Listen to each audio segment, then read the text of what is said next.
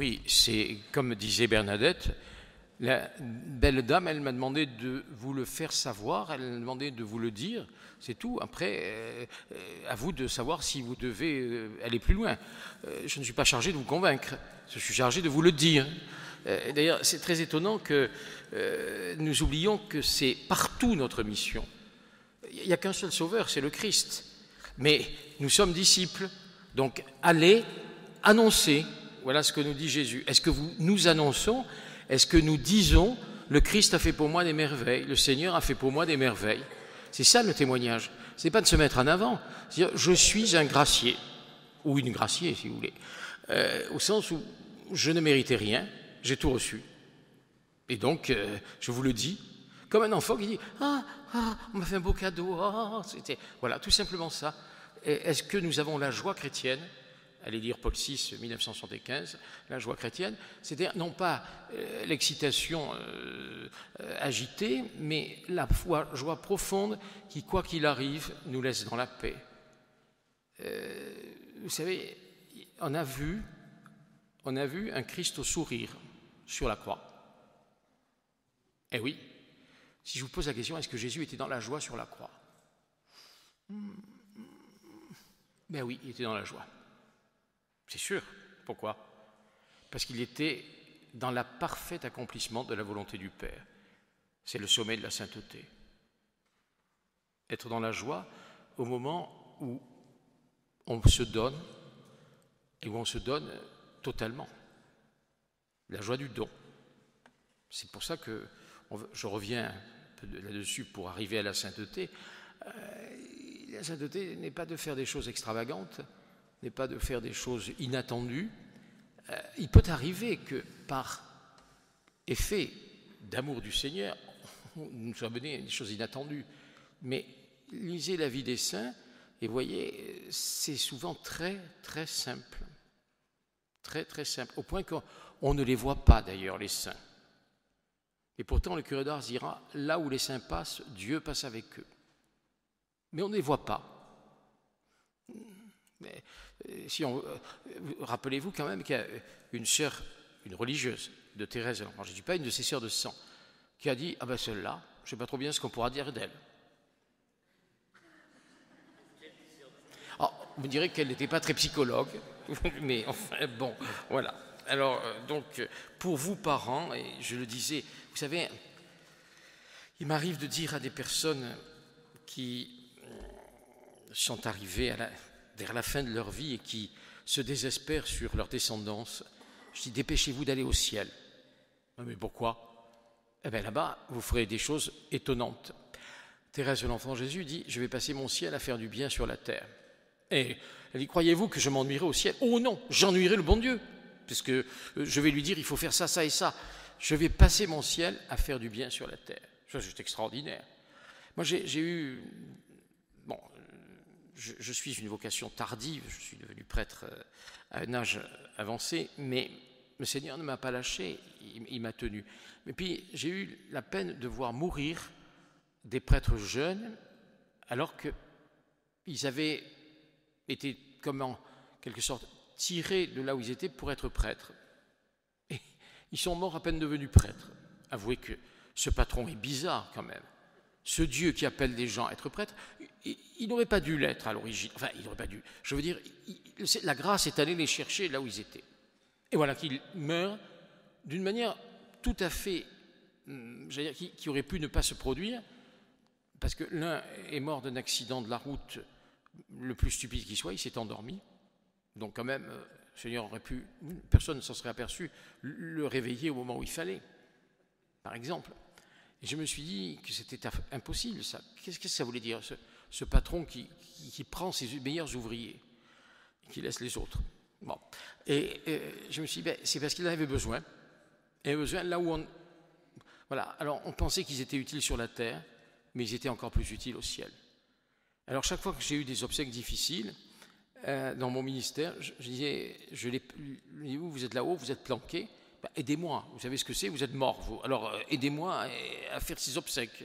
Alors je l'ai secoué un peu, ça marchait très bien.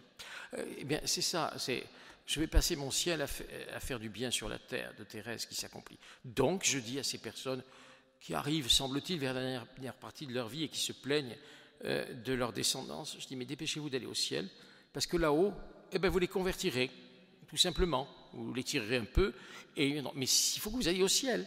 Donc, quel est le meilleur moyen de sanctifier vos enfants et vos petits-enfants? C'est d'être des saints, vous. Ah, mon père, si mon mari allait un peu à la messe, s'il se sanctifiait un peu, moi je fais tout pour ça. Oh non, madame, arrêtez, s'il vous plaît, laissez-le tranquille, laissez-le faire. Il est déjà sanctifié parce qu'il est votre époux. Mais oui, enfin, pardon, mais c'est ça. Mais c'est absurde. De quoi je me mêle? Enfin, ça n'est pas votre mission.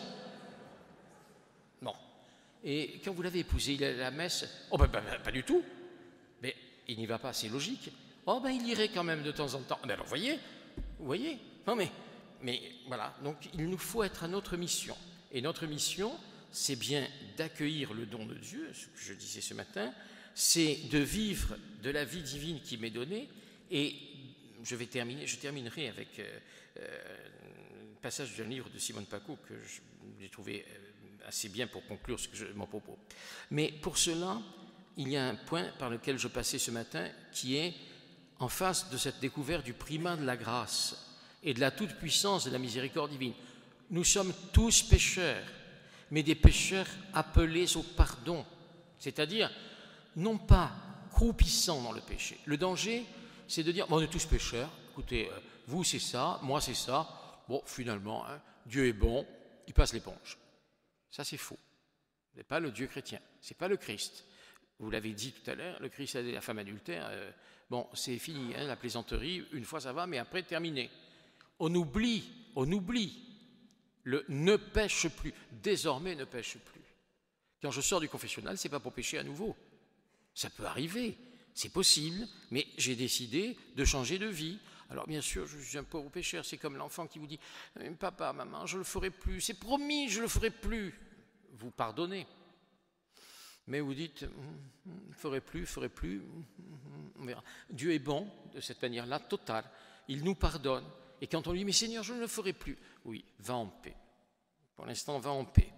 Et puis, ma grâce te suffit, mais ne l'oublie pas. N'essaie pas de jouer tout seul, parce que tu vas encore tomber. Donc, si vous voulez, en face de cette toute-puissance de la miséricorde divine, mais du don de la grâce, deux attitudes contraires peuvent naître. Car nous arrivons à cette conclusion, se pose une question incontournable. Si c'est Dieu qui nous justifie, quelle est notre liberté? Tant que je fais les bonnes actions pour être juste devant Dieu, c'est moi qui conduis l'affaire. J'ai été à la messe tous les jours. Oh, j'ai bien fait mon carême, mon père. Tous les jours à la messe. J'ai fait ma demi-heure d'oraison et j'ai dit mon chapelet. C'est un bon carême. Oh, mais non, il n'y a pas de bon carême comme ça. Mon père, j'ai prié, je n'y arrivais pas. Il y a un très beau poème de Marie Noël là-dessus. Je n'ai rien à vous donner, Seigneur, que des ordures. Et chaque fois, Jésus lui dit, donne. Et j'ai oublié de la porter. Et elle lui dit, il finit par lui dire, mais Seigneur, vous êtes un collecteur d'ordures. Mais qu'est-ce que vous allez faire de tout ça, de tous mes péchés, de toutes mes horreurs? Le royaume de Dieu, ma fille. Voilà. Donne ton péché. Mais donne-le, et je te donnerai mon amour. Mais je ne suis sans péché, moi ça va très bien. J'ai fait tout ce qu'il fallait. À ce moment-là, je suis musulman, pardon, mais j'ai dit ma prière 5 fois dans la journée, j'ai eu mon tapis de prière, pareil. Et ça, non, je ne suis pas musulman. Je n'ai pas appliqué cette loi pour être un bon musulman. Et en plus, un pèlerinage à la Mecque, mais je vais à Lourdes 2 fois par an, mon père. Mais très bien, très bien. Donc, la question incontournable, si Dieu nous justifie, quelle est notre liberté? Tant que nous faisons des bonnes actions, nous donnons le mérite nous-mêmes. Nous voulons être reconnus et récompensés. Mais si notre salut est gratuit, si je l'ai, ce salut, déjà, si Dieu le premier m'a aimé, s'il me l'a montré par la mort de Jésus et sa résurrection, je ne suis pas libre alors. Je reçois ce que je n'ai pas mérité. Attention, Je pose une alternative, mais... Et d'autre part, deuxième chose, autre chose, l'autre partie, c'est devant l'amour gratuit de Dieu, à quoi bon s'inquiéter? Puisque le salut m'est donné, on ira tous au paradis, chantait Paul Naref. Eh oui, on ira tous au paradis, à tel point que des théologiens nient l'enfer, ce qui est contraire à la parole de Dieu, ce qui est contraire à l'évangile. Ah, mais c'est une théorie qui a été condamnée, qui s'appelait l'apocatastase, qui a été condamnée au 1er siècle, et qui disait que Dieu est tellement bon que personne ne peut se perdre. Et c'est très à la mode en ce moment, surtout avec la fausse compréhension de la miséricorde. On ira tous au paradis. Alors, quand on parle des fins dernières, du jugement dernier, et pourtant, enfin, c'est très clair, quand vous lisez Saint Matthieu, au chapitre 25, c'est le jugement dernier, c'est les bons d'un côté, les mauvais de l'autre. Mais à quoi reconnaît-on les bons? J'étais malade et vous m'avez visité, j'étais en prison et vous êtes venu me voir, j'étais nu et vous m'avez habillé, etc. Et donc, c'est bien ça que nous avons à faire. Et alors, la première partie, si Dieu nous justifie, quelle est notre liberté? Moi, je ne veux pas être justifié par Dieu, je veux faire mon salut moi-même. Eh bien, si, cette liberté, c'est ma liberté du oui. C'est la liberté de la Vierge Marie, la liberté très profonde de l'amour. Marie était-elle libre? Bien sûr que oui. Était-elle totalement libre? Oui, puisqu'elle est sans péché. Donc elle est totalement libre, puisqu'il n'y a même pas le péché qui la retenait. Nous sommes partiellement libres, parce que le péché nous prend et c'est lui qui saisit notre liberté. Mais plus nous disons oui à Dieu, plus nous sommes libres. Et donc, je reçois ce que je n'ai pas mérité humainement, à mes yeux, mais je ne suis pas le juge de moi-même. Si je suis le juge de moi-même, Dieu n'est plus Dieu. Je me remets à Dieu tel que je suis. C'est la phrase de Sainte Jeanne d'Arc, on en parlera ce soir sans doute. Savez-vous si vous êtes en état de grâce? Elle répond, si je n'y suis, Dieu m'y mette, si j'y suis, Dieu m'y garde. Eh oui. Vous comprenez, c'est cette attitude que je dois avoir. Donc revenir à la liberté, c'est de nous rappeler que Dieu ne nous sauve pas malgré nous, ni ne nous sauve en fonction de ce que nous avons fait pour lui. Pour lui, je veux dire, pour être reconnu comme bien. C'est comme si l'enfant vient dire à ses parents, alors aujourd'hui, j'ai sorti la poubelle, j'ai nettoyé la terrasse, j'ai fait, ça vaut 10 € ou un paquet de Mistral gagnant, ou je ne sais pas quoi. Enfin, on n'en est pas là. Ou dans le couple, alors, moi j'ai sorti la poubelle, j'ai nettoyé ça, j'ai fait ça, toi tu fais ça. Est-ce qu'on fonctionne comme ça? Dans l'amour même humain, on ne fonctionne pas comme ça. À plus forte raison, dans l'amour divin.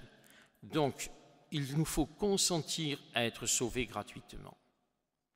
Nous sommes donc placés devant un choix fondamental, celui que rapportent les évangiles. L'homme a comme fin ultime de son existence d'être une admirable offrande à la louange de la gloire de Dieu. Vous trouvez ça dans les Éphésiens au chapitre 1er, mais aussi dans la prière eucharistique que nous avons dite ce matin. Nous devons, notre destin, c'est déjà ici-bas d'être une admirable offrande à la gloire de Dieu et pour l'éternité. Que ferons-nous dans l'éternité?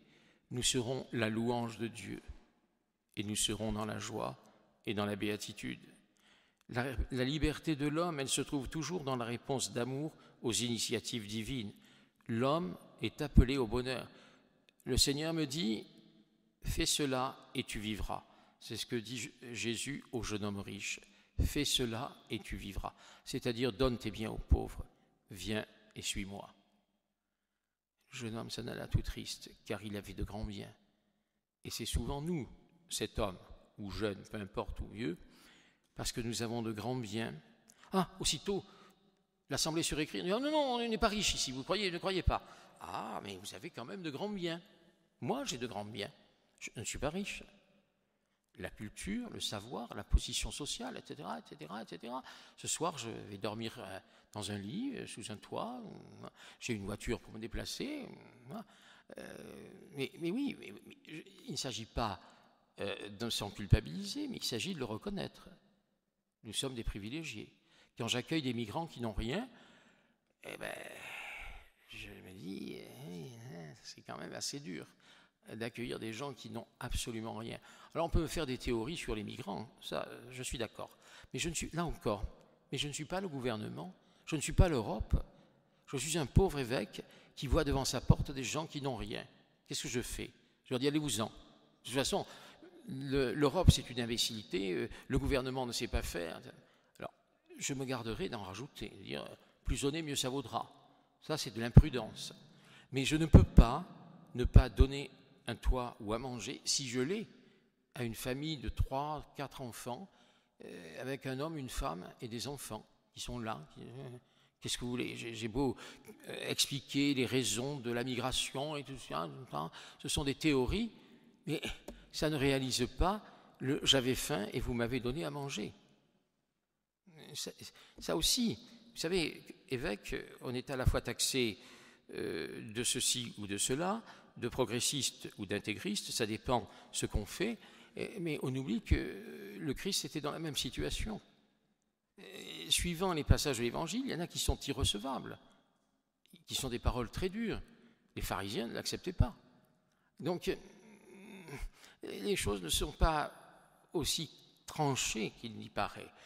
Et d'autre part, il y a une règle qui est de faire aux autres ce qu'on voudrait qu'on vous fasse. Elle est très lourde, cette règle. Elle est très très lourde. C'est pour ça que la morale chrétienne, elle est d'abord la rencontre avec le Christ. Et si celui qui frappe à ta porte, c'était le Christ, qu'est-ce que tu ferais? Vous savez l'histoire de ce conte de Noël, de cet homme qui dit à Jésus, écoute, moi, ça fait des années que je te sers, que je n'ai jamais rien, jamais rien. Tu es même pas, jamais, je ne t'ai jamais vu, je ne t'ai jamais rencontré. Pourtant, je fais tout ce que je fais pour toi, je vais te l'énumérer. Et Jésus lui dit, ben, écoute, c'est le 24 décembre, je vais venir te voir. Prépare-toi, je viens te voir. Alors l'homme est tout à fait affolé, il nastique sa maison, il met tout propre, il commence à préparer la cuisine. 9h du matin, on sonne.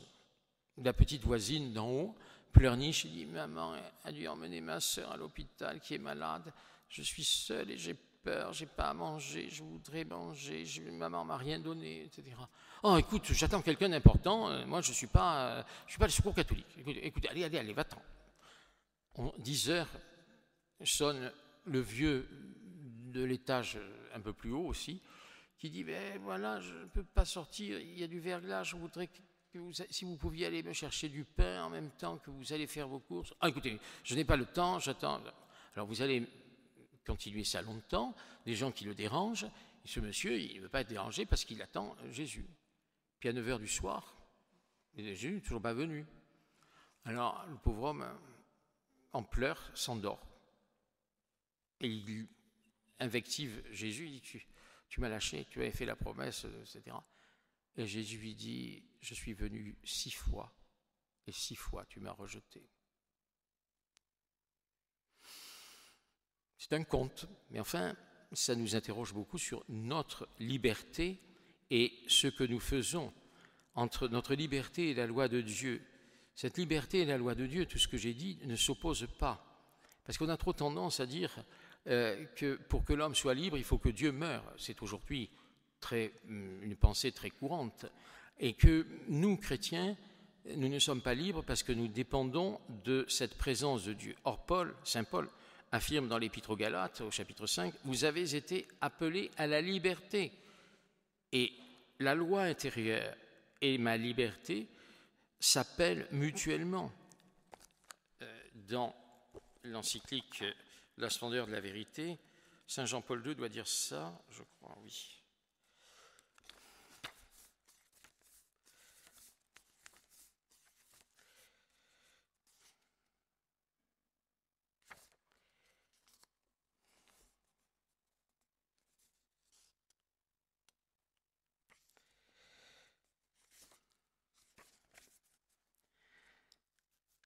La parole de Jésus, si tu veux, révèle la dynamique particulière de la croissance de la liberté vers sa maturité et manifeste le rapport fondamental de la liberté avec la loi divine. La liberté de l'homme et la loi de Dieu ne s'opposent pas, mais au contraire s'appellent mutuellement. Le disciple du Christ sait que sa vocation est une vocation à la liberté. Et il cite saint Paul dans l'Épître aux Galates, « Vous avez été appelés à la liberté ». Seulement, il faut aussi que nous l'accueillions, cette liberté des enfants de Dieu. Il y a quelque temps, j'entendais une grand-mère, mais ça ne dit pas son âge, peut-être une jeune grand-mère, qui parlait de la vie moderne des enfants, des jeunes aujourd'hui. « Ah, ils ont de la chance, on n'avait pas cette chance ». Alors, était évoqué là-dedans le concubinage, la liberté d'action. Et je lui dis, mais madame, ça vous a manqué de concubiner avant de vous marier ou de rencontrer des tas d'hommes avant de votre mari? Elle me regarde et me dit, pourquoi vous dites ça? Je dis, parce que vous dites que ces jeunes ont de la chance. C'est laisser entendre que ça vous a manqué. Ben oui. Alors, elle était un peu sotte. Elle dit, ben, je sais pas, voilà. Mais c'est que tout le monde le dit, c'est pour ça qu'on le disait. Mais Paul ajoute, cette liberté ne donne pas prétexte à satisfaire la chair, mais par la charité, mettez-vous au service les uns des autres. Et on revient au commandement du Christ. Aimez-vous comme je vous ai aimé, le lavement des pieds, le service les uns des autres. Autrement dit, le chemin de la sainteté, pour un chrétien, c'est suivre le Christ. Celui qui veut venir à ma suite, qu'il renonce à lui-même, qu'il prenne sa croix, et qu'il marche derrière moi. Trois temps.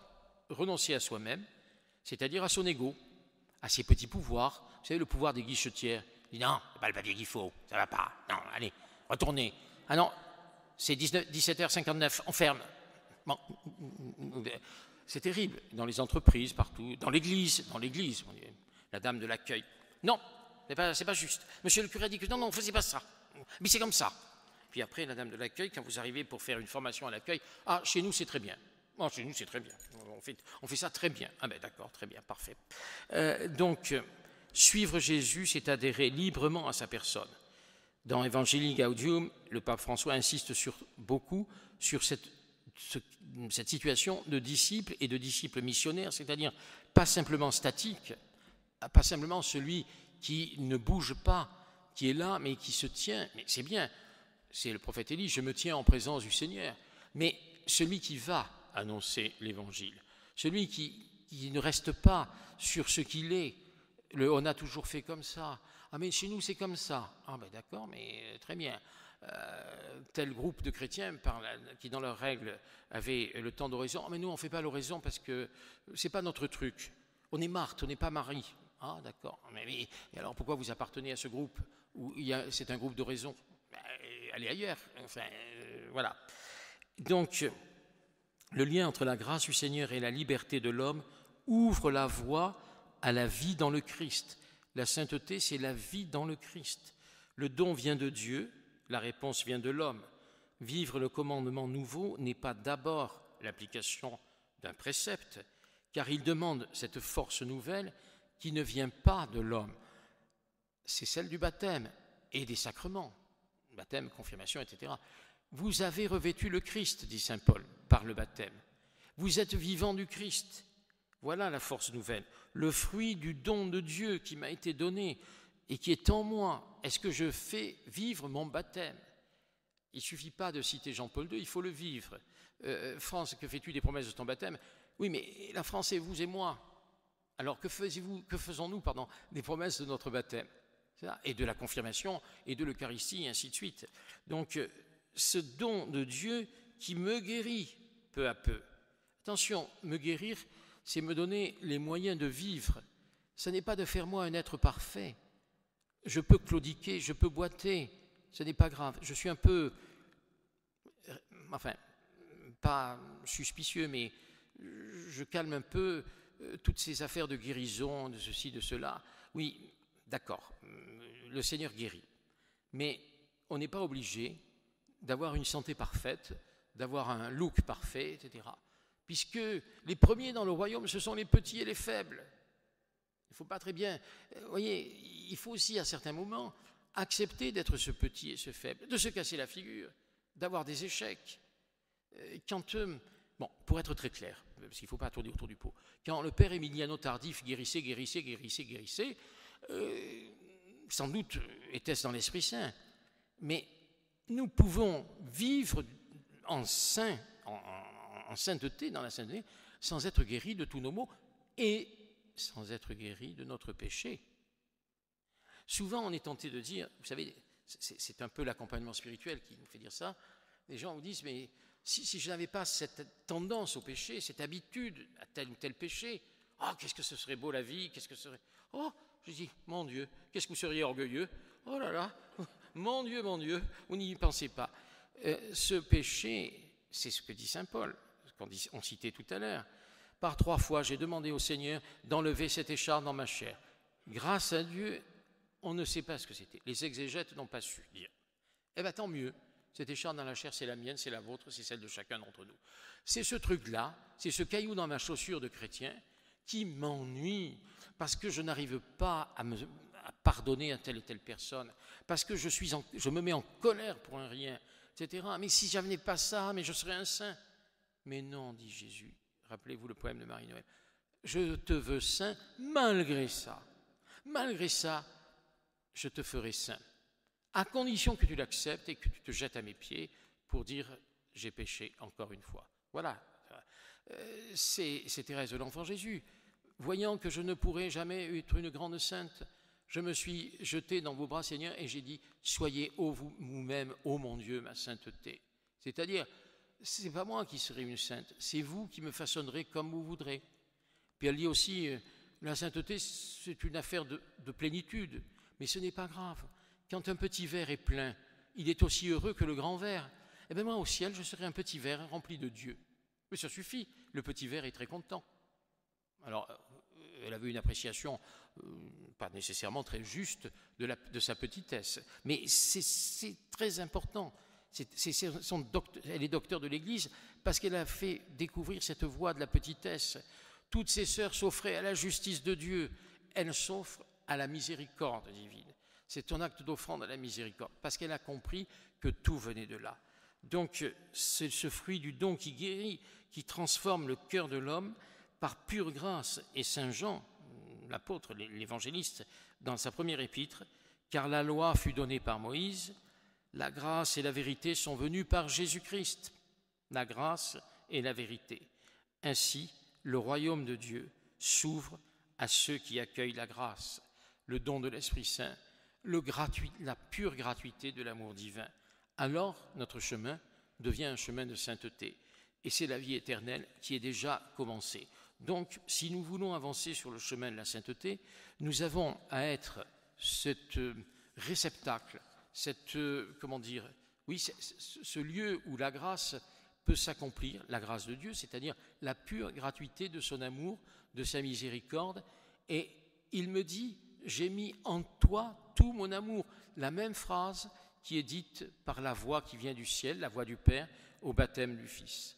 Et donc, ce chemin de sainteté, il est ouvert pour moi si j'accepte de me laisser conduire. Alors, en conclusion, je peux rappeler que cet appel à la sainteté n'est pas facultatif. Le Concile Vatican II a beaucoup insisté sur l'appel universel des chrétiens à la sainteté, Lumen Gentium au chapitre 5, nous sommes tous concernés. Donc, être un saint, ce n'est pas, encore une fois, une option. Parce que je pense, chers amis, que vous n'avez pas trop envie d'aller en enfer. Enfin, s'il y a quelqu'un qui en a envie, dites-le moi. On pourrait arranger ça.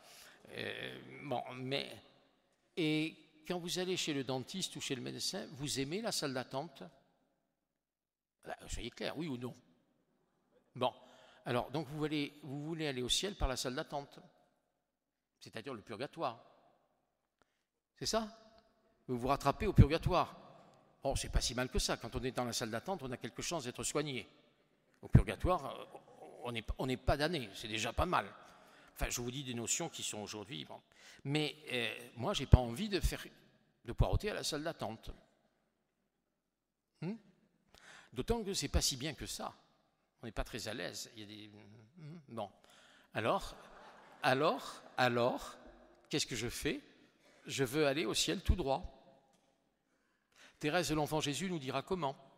L'ascenseur. Je ne peux pas gravir le ciel, c'est bien trop haut.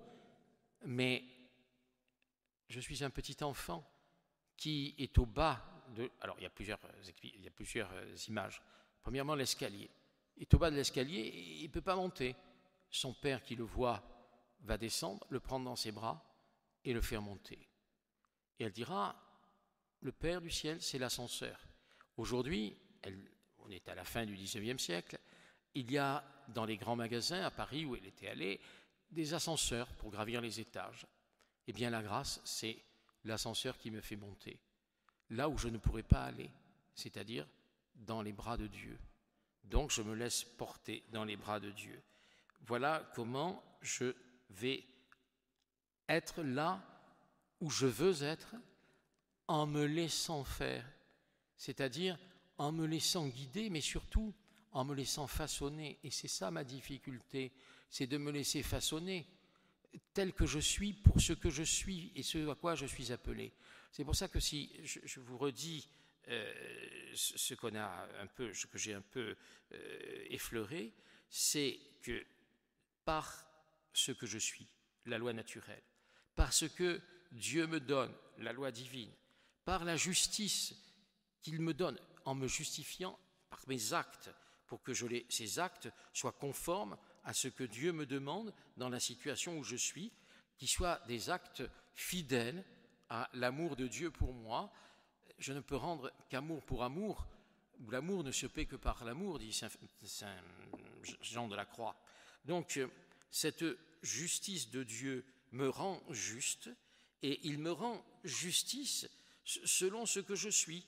Mais en fait, cette justice, c'est ce que j'ai reçu pour être ajusté à Dieu et ajusté à son plan de salut.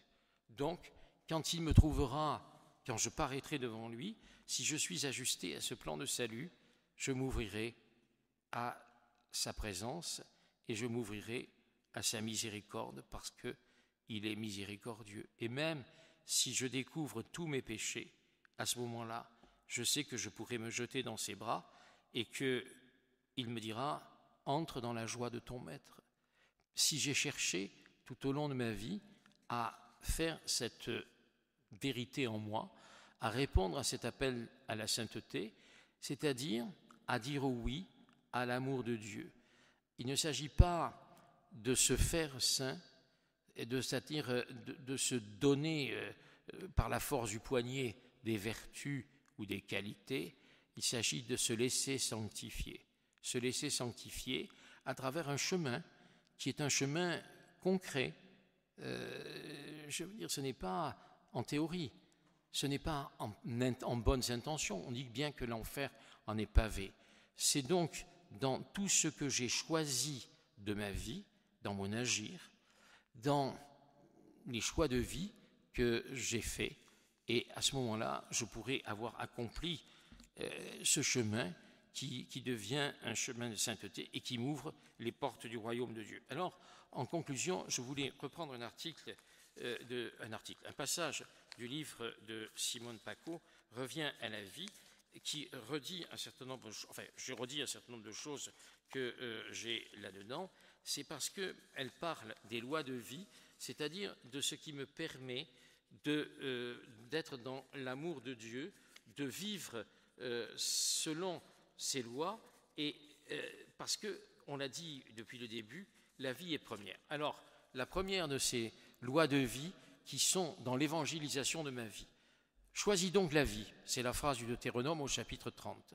La vie t'est donnée, mais ne te contente pas de vivre, simplement d'être en vie. Je vous ai dit ce matin, je vis et je veux vivre. Je vis et je suis vivant. Détermine-toi, choisis la vie que le Créateur te donne, quelles que soient les circonstances de ta vie. Ne fais pas d'acte de mort. Alors, c'est-à-dire, ça veut dire quoi? Choisis la vie, c'est la première réalité. C'est la loi de la nature. Puisque tu es vivant, vis dans la dynamique de ta foi, la dynamique de ce que tu es. Et ne sois pas passif. Ne sois pas celui qui attend, qui ne décide pas, qui a peur. Sors de ta peur et choisis de vivre. Deuxième loi, accepte ta condition humaine. Beaucoup de gens sont malheureux parce qu'ils n'acceptent pas d'être des humains tout simples. C'est le premier péché. Genèse 2. De l'arbre de la connaissance du bien et du mal, tu ne mangeras pas, car le jour où tu en mangeras, tu mourras. L'homme n'a pas accepté sa limite. Et quand le serpent lui a dit « Vous serez comme des dieux », il a dit « Oh, chic, haha, je vais être plus que ce que je suis.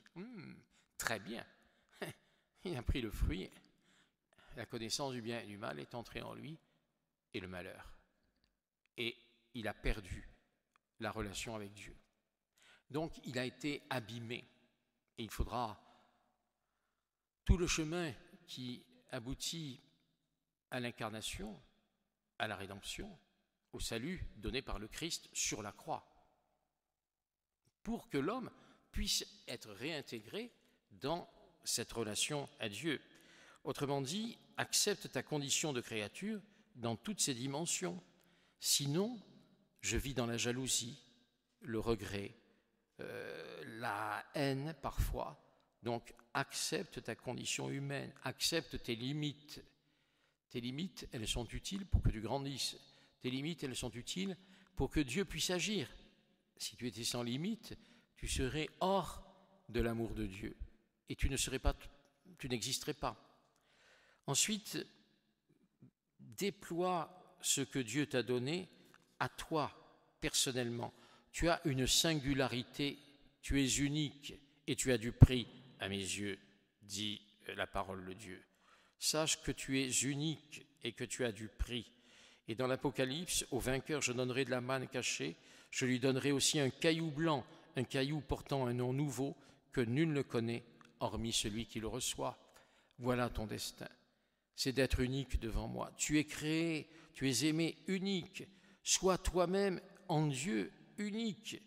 Fuis ce chemin que Dieu veut pour toi, dans une relation juste avec lui. Toujours être juste avec le Seigneur. Et ne te fais pas autre que tu n'es.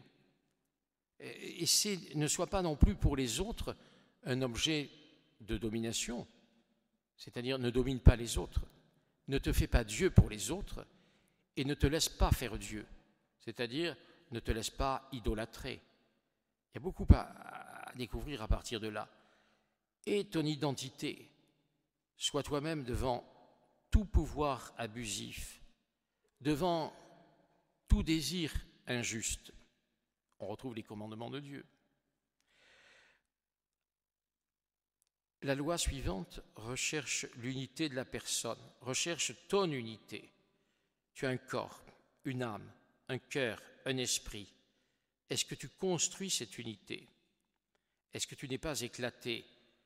Est-ce que tu n'es pas oublieux d'une partie de toi-même?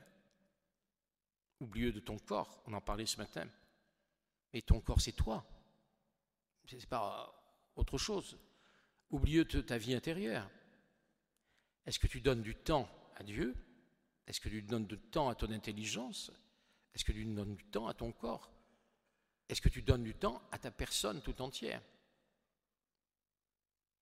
Enfin, la dernière loi de vie, c'est celle de la Genèse. Dieu les bénit et leur dit « Soyez féconds, multipliez-vous, emplissez la terre et soumettez-la ». C'est aussi la parabole des talents. Qu'est-ce qui n'est pas juste pour l'homme qui avait reçu un talent et qui est condamné par le maître? Eh bien, c'est qu'il n'a pas eu confiance. Tu es un maître dur, je suis allé, sème là, qui récolte là où il n'a pas semé. Je suis allé enfouir mon talent dans la terre, je te le rends. Voilà, je n'ai plus rien à faire avec toi. C'est tout ce que nous recevons de Dieu que nous ne faisons pas fructifier. Et c'est pour ça que nous risquons d'être malheureux. Or, quelle est la fécondité de ma vie? La vie n'a d'intérêt que si elle est donnée. Ça, c'est une évidence de l'expérience de la sainteté. Tous les saints ont donné leur vie. Et donc, cette parabole des talents, c'est de faire développer, donc de donner ce que j'ai reçu, au lieu de le garder pour moi. Au lieu de le garder en vue des jours futurs, en vue de je ne sais trop quoi, mais donne. Ce don, il n'est rien à côté de ce que Dieu me donne. Il me donne son amour infini. Et moi, je lui donne un peu, parce que mon péché m'empêche de tout donner, toujours. Même quand on dit qu'on a tout donné, c'est impur. C'est pas un diamant parfait. très pure. C'est le plus qu'on a pu donner à ce moment-là. Mais tous les jours, il faut continuer de donner. Si dans le couple, vous ne vous aimez pas tous les jours et si vous ne renouvelez pas cet amour, il finira par mourir. C'est pour ça qu'il faut faire des révisions. C'est pour ça qu'il faut faire des moments de retraite pour se retrouver, des tête-à-tête, etc. Eh bien, c'est pareil pour nous, prêtres, religieux, religieuses, consacrés, etc. Ce don, nous l'avons fait une fois, mais il faut le renouveler sans cesse. Donc, nous devons être don, nous transformer en être don. C'est le chemin de sainteté, puisque aimer l'autre comme soi-même, c'est bien sortir de soi pour accueillir l'autre tel qu'il est, sans vouloir le changer. Le respect profond de l'autre, sans vouloir le changer. Quand j'entendais, aujourd'hui, les rares mariages que je célèbre sont des mariages triés sur le volet, si je puis dire. J'entendais des futurs mariés, je le changerai, je la changerai. Mais du tout, on ne se marie pas pour ça. On respecte l'autre. Si c'est pour le changer, ce n'est plus l'autre. Et je le manipule. Et donc ça va aboutir à une rupture, c'est certain. Donc cette parabole des talents et ce que dit la Genèse au couple, ça montre à quel point, naturellement,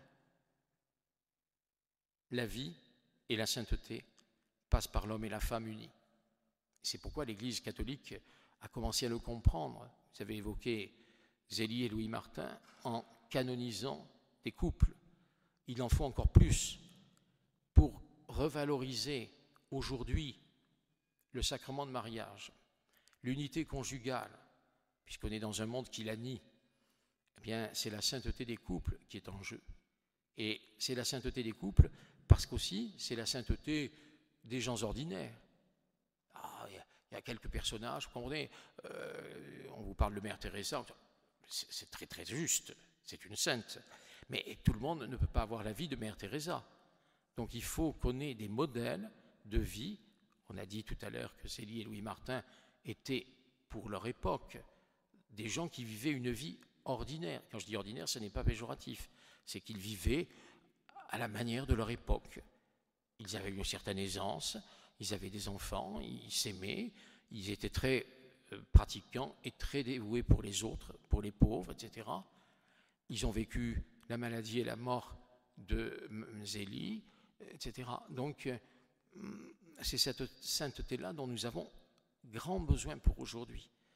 Et une sainteté qui a vécu dans la vie, la réalité de la vie, et qui a connu les difficultés, les joies et les peines. Donc cette fin, c'est porter du fruit. Quelle est la mission du chrétien et quel est notre appel à la sainteté que Vatican II nous a rappelé et qui n'est en rien facultatif? C'est bien sûr la phrase de Saint Jean. C'est ce que dit Jésus à ses disciples, que vous alliez, que vous portiez du fruit en abondance et que votre fruit demeure. On voit le témoignage d'une vie quand elle va, c'est-à-dire quand elle n'est pas repliée sur elle-même, quand elle va vers les autres. On voit le témoignage d'une vie et des hommes et des femmes justes devant le Seigneur, quand au nom du Christ, ils portent du fruit, que ce fruit est porté en abondance et que ce fruit demeure.